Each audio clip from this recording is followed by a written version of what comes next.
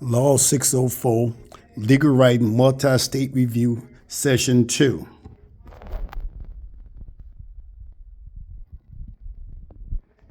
Hello, this is Professor Jolly, and welcome to Legal Writing Multi-State Session number 2. We just went over how to take a multi-state and lots of rules, so now we're going to apply those rules in taking multiple choice questions. So we're going to do a couple together, and then I'm going to instruct you to take some on your own, and we will go over those as well. So first of all, let's look at an actual sample. Remember, we're going to apply the actual rules that you just heard previously. Sample 1. Oilco stored gasoline in huge storage tanks. The tanks were kept in platforms 30 feet above the ground. One of Oilco's full tanks fell over when defective steel used to build the platform could not sustain the weight of the tank. The tank crushed a car owned by Patty, which was parked along the curb on the street next to Oilco's property. Patty sues Oilco. Which of the following statements is correct? Now we see based on these facts, we have storage tanks, and we see what caused the storage tanks result was the tank crushed Patty's car. So of course, most of us would be thinking of strict liability, but would that be the actual answer choice I'd be looking for? Because with your storage, in regards to these tanks with gasoline, most likely we were looking for gas escaping or some type of explosion, which is not what resulted here. So most likely my viable claim would be negligence, and that's the type of statement I'll be looking for. Let's look at answer choice A. Oilco will be strictly liable to Patty. Again, based on these facts, it's not the characteristics of storing gasoline tanks, so that would not be a good answer choice. B, Oilco will be liable to Patty if this type of platform was not customary in the oil storage industry. Well, that might look good, but remember, generally, custom doesn't establish the actual duty, so I would not choose that answer choice. C, Oilco will only be liable to Patty if its failure to discover the defect in the steel platform was the result of the negligence on Oilco's part. Well, that actually seems to be all the elements of negligence, so that looks like a good answer choice. It shows they have a duty and whether or not they breached that duty. And then D, Oilco will not be liable if it did not build the platform. And remember, you cannot just shift your responsibility onto another, so that would not be a correct answer choice. So by the process, C would be the best answer. Let's look at the answer choice. Why is C correct? Storing huge quantities of gasoline might be an abnormally dangerous activity, but remember, you've got to look to the characteristics. In order to find strict liability, you'd have to see that those tanks basically exploded or gas did escape. So that would not be a good answer choice. C would be the best answer choice because, again, it meets the elements of negligence, duty, breach, causation, and damages. Let's look at another sample, too. Ledco manufactured a device called the Ledco trainer for training dogs. The Ledco trainer consisted of a leather strap fastened to a collar made of metal links. The links were connected to each other in such a way that a pull on the leather strap would cause the collar to tighten painfully around the neck of the dog wearing it. In this way, the dog being trained could be disciplined immediately upon performing improperly. Dottie, a professional dog trainer, was working with the dog known as Rummel in her unfenced front yard and was using a brand new lead trainer. Passer was walking past the yard when Rummel began to snarl and lunge at him.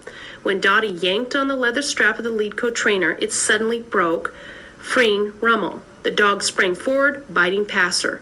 Passer asserts a claim against Ledco alleging that the Ledco trainer used by Dottie was defective and the court should fine for. So we can see you're suing the manufacturer, so we're looking at products liability. Now, of course, how will they prevail in a products liability claim? Well, we'll have to look at all the answer choices and see what leads to the best. A, Ledco because Passer was not a purchaser or consumer of the product. Well, looking at that answer choice, you know you don't need to be a purchaser in order to find products liability, so that is not a correct answer. B, Ledco only if, now remember everything after the if must be true, the Ledco trainer had been submitted to all reasonable tests and inspections before being marketed. Well, again, you still could do the test, but it still could be defective, so that would not be a good answer choice. C, Passer if Rummel was a dog of average size and strength. At first look, that doesn't look like a good answer, but I'm not sure if that's the correct answer or not, so I would go to D and then make my determination. Passer because it was foreseeable that a leather leash would eventually weaken and break when used as a lead coat trainer was meant to be used. And again, foreseeability that the leather leash would eventually be weakened, that would give them actual knowledge, so that wouldn't be a good answer choice. So by the process, C would be the best answer choice because a dog of average size and strength would be the one that was supposed to be using the leash. And of course, if Rommel was, and then it broke, that would show the actual defect for product liability. So by the process of elimination, C would be your best answer choice. So as you could see, looking at all the answer choices, none of them are good, and by the process, you will come up with the best answer. At this point, I have 5 multiple choice questions that I would like you to take. So stop the lecture at this time, go to the link and download the 5 multi-state questions, do those questions, and I'll come right back and we will go over those 5 questions.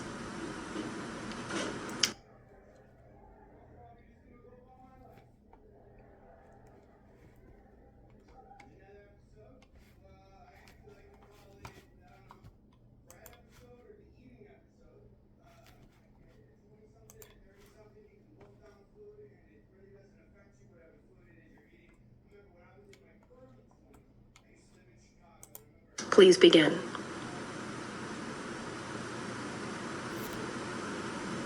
All right, welcome back. I hope you enjoyed those 5 questions. So let's take a look at them and see if you got the correct answer.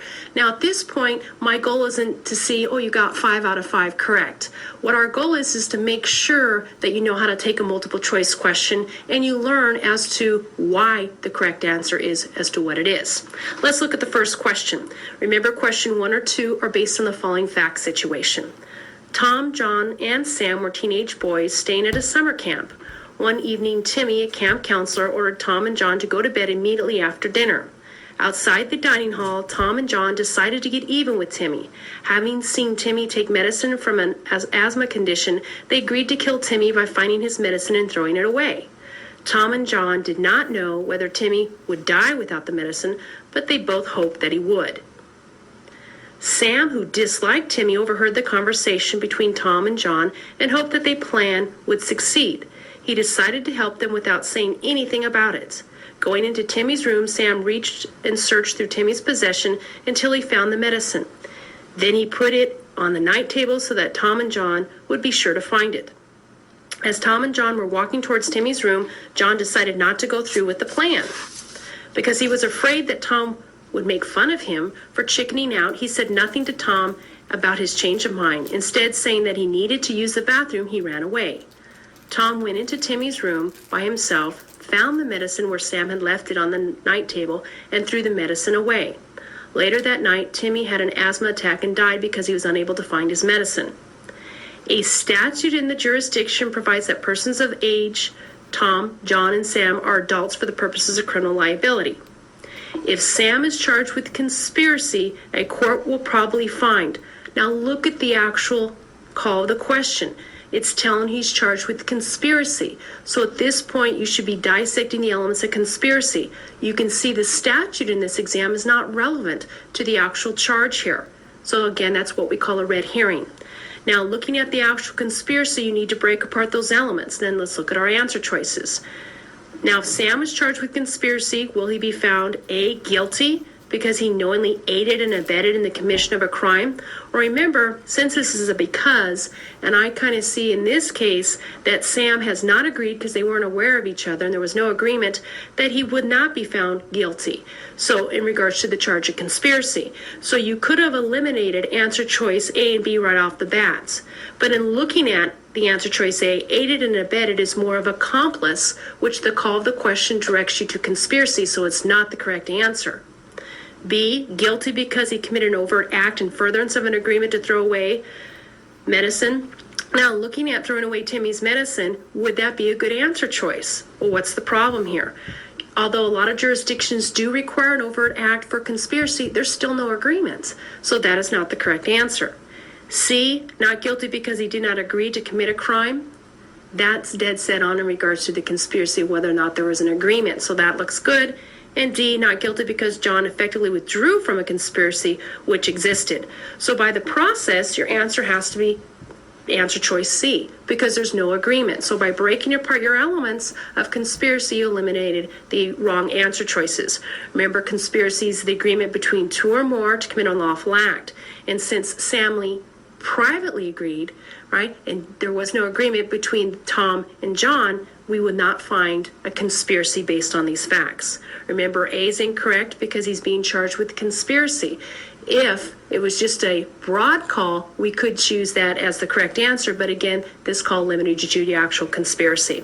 B is incorrect, although common law, remember, you do need an overt act, we still do not have an actual agreement between the parties. So again, by breaking it apart, the elements, you should have come up with the answer choice C. Now let's look at number 2. Remember, questions 1 or 2 are based on the same facts.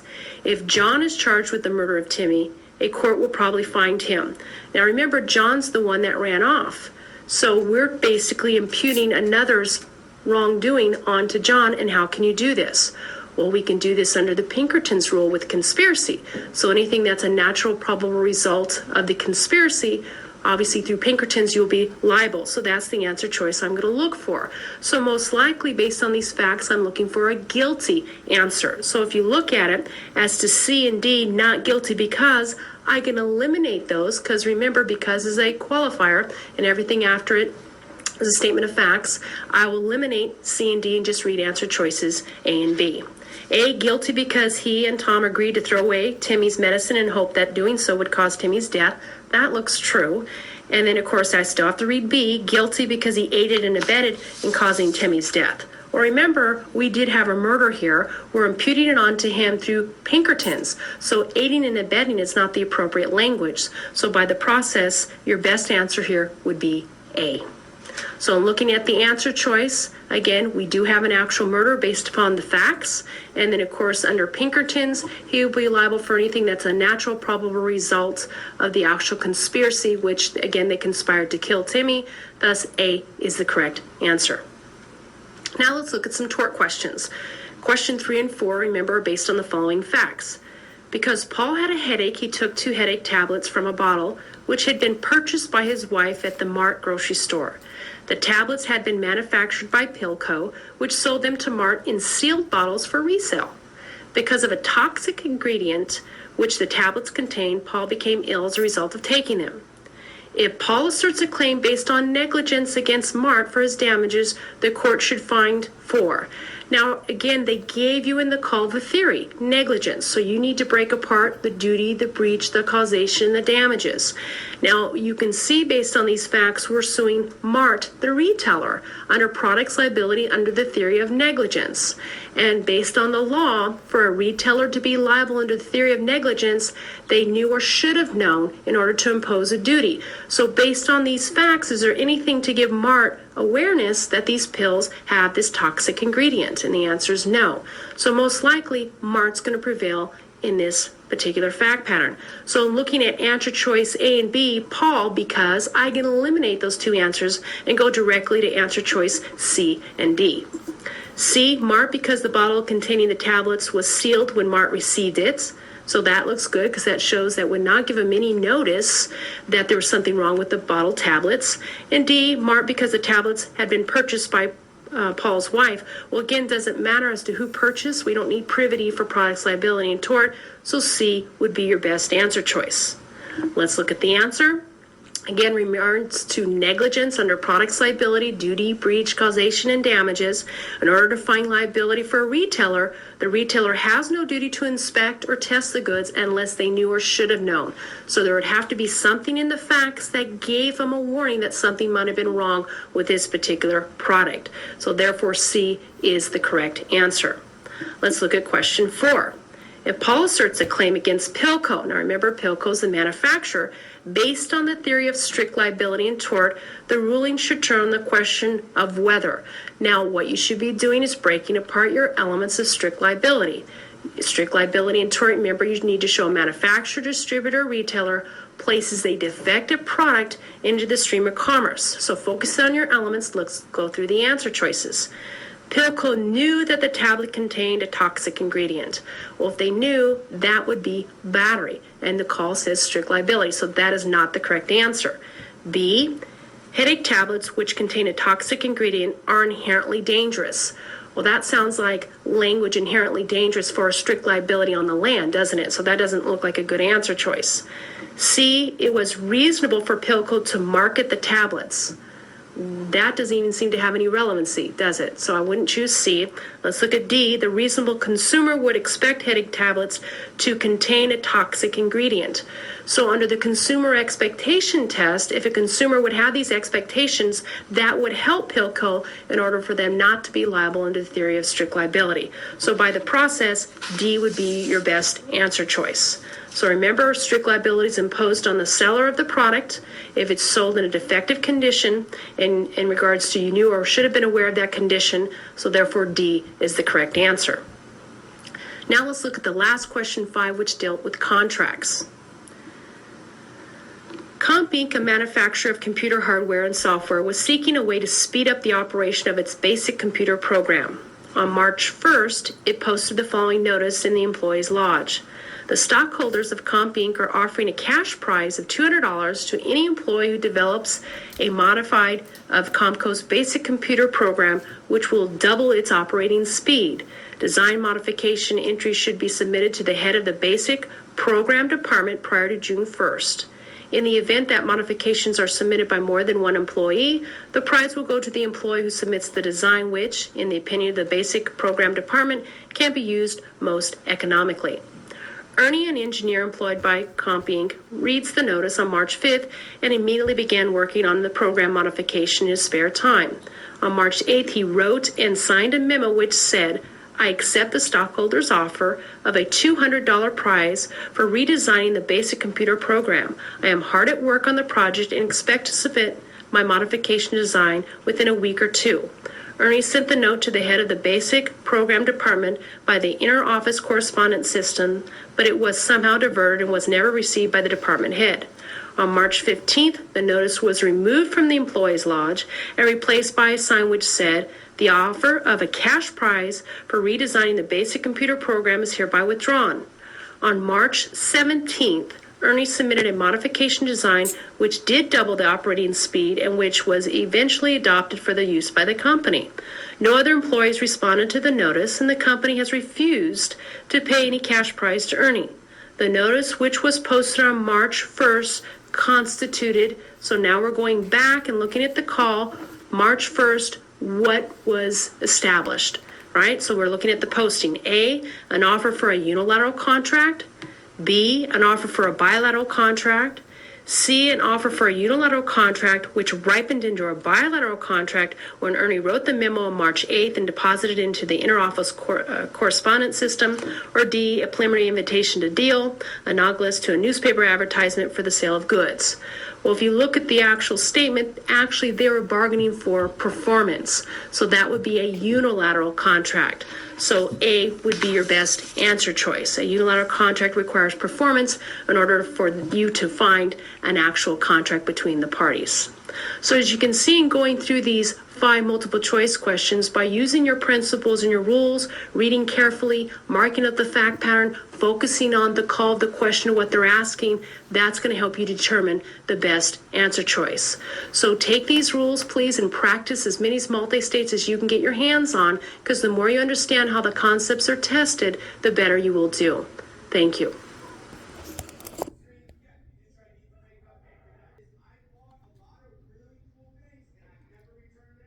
Video B. Hello, I'm Professor Jolly, and welcome to Legal Writing. Today we'll be reviewing session number 4. We're going to go over how to brief a case. In order to become a good lawyer, you must learn how to read a case and understand what the court's ruling is and why. In a nutshell, a case brief is a statement of facts, a statement of the issue, the rule of law, the holding, the reasoning behind the holding, and the decision, which is the actual conclusion. In order for you to do well in briefing a case, I would recommend for you to read the case just to get a good general understanding of the facts and what's going on. Then go back and pull out the procedural history, the citation, the issues, the actual holding, and the reasoning behind the holding. Let's go over a couple key phrases that I'm using, such as citation of the case, holding, so you have a good understanding of what these mean. So let's break them apart. First of all, let's start with the citation of the case. The citation is found at the beginning of the case. The case will state the parties' names, and below the parties' names will be the citation. I've listed an example for you. Moore v. Williams, Supreme Court of Minnesota, 1905. The citation is important for you because it does many things. One, it'll let you know what jurisdiction you're in so you can know what other cases you should use in order to support your position. Plus, it gives the opposing party, the attorney, or the judge, an idea as to where you're getting your law from and what they can look at to determine as to whether your holdings are correct in your brief or, of course, in your memorandum. Next, look at the judicial history. This is basically the background of the case. The judicial history of the case is the litigation process the case has been through. If the case is on appeal, you would need to include the procedural status of the trial court's decision and why it's up on appeal. Next, you'd give me the statement of facts. The statement of facts should be in your own words in describing the facts of the actual case. Remember to only use the pertinent facts that relate to the particular issue and what your brief is going to relate to. For an example, if the case is about a revocation of an offer, you would not need to include facts that deal with the issue as to offer, only those facts that raise the issue of the revocation, and those are the only facts you want in your statement of facts. Next, you're going to look to the actual issue or issues. The issue is a legal question before the court. It is the principle of the law the court is considering. An example would be, was there a valid offer created by Mary for the sale of the car? The principle of the law that would be considered is the offer. In order to determine the outcome of the issue, the court will review the facts of the case.